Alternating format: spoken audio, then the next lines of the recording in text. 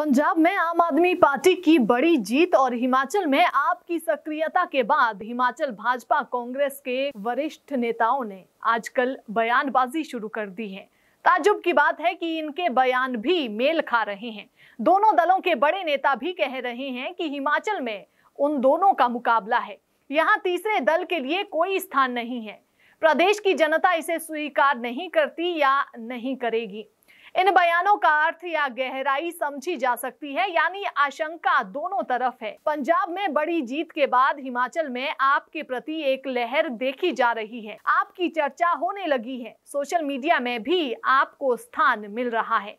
दावा है कि प्रदेश में 3 लाख से ज्यादा लोग आप ज्वाइन कर चुके हैं, पर हिमाचल में आपकी तुलना पंजाब से नहीं की जा सकती है या फिर नहीं हो सकती है। यहाँ आपको 0 से शुरुआत करनी है और पंजाब में आप 5 साल से विपक्ष में थी।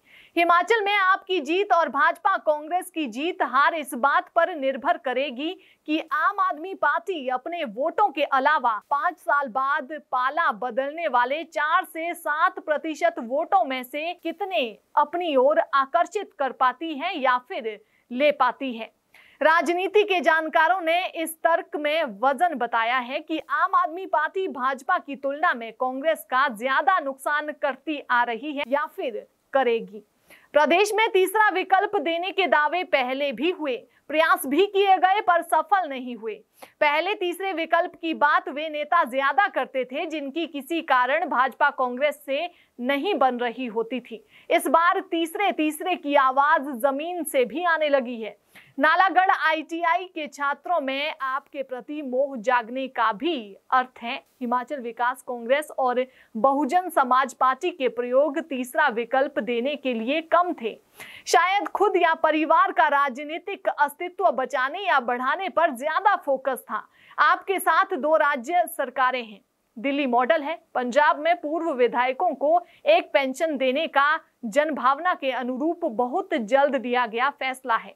पढ़े लिखे और प्रभावी लोगों को जोड़ रहे हैं जो समाज में एक प्रभावी मैसेज देने का काम भी करेंगे। आपने पंजाब में निजी स्कूलों की फीस को लेकर अच्छा फैसला लिया है। हिमाचल के ज्यादातर परिवार निजी स्कूलों के आगे बहुत बेबस है। कहीं ना कहीं ये बात भी आपके पक्ष में जाएगी। हिमाचल में पिछले 2 विधानसभा चुनाव के मत प्रतिशतता पर नजर डालते हैं। वर्ष 2017 में भाजपा 48.79% मत लेकर सत्ता में आई थी। कांग्रेस को 41.68% वोट मिले थे। दोनों दलों के मत प्रतिशत में 7.11 का अंतर आ रहा था। तीसरे नंबर पर निर्दलियों ने 6.34% मत लिए थे। अन्य दलों की बात करें तो माकपा 1.47, बसपा 0.49 और भाकपा ने 0.04% वोट लिए थे। नोटा का साथ 0.90% मतदाताओं ने दिया था। वर्ष 2012 में कांग्रेस ने 42.81% वोट लेकर बहुमत से 1 सीट ज्यादा ली थी। तब भाजपा 38.47% वोट ले गई थी। इस तरह भाजपा कांग्रेस में 4.34% मतों के फासले ने सत्ता का रास्ता तय किया था। वर्ष 2012 में हिलोपा को 2.40, बसपा को 1.17, माकपा को 1.13, TMC को 0.49, लोजपा 0.44 और NCP ने 0.36% वोट लिए थे। ये 4.34 और 7.11% वोट का अंतर ही सरकारों का बनना और बिगड़ना तय करते हैं। इस बार भी करेंगे। मार्च में 5 राज्यों के विधानसभा चुनाव परिणाम आए हैं। सबसे बड़े राज्य उत्तर प्रदेश पर नजर डालें तो यहाँ भाजपा का वोट 1.63% बढ़ा, पर भाजपा को टक्कर दे रही समाजवादी पार्टी के वोट शेयर में 10.25% की बढ़ोतरी हुई है।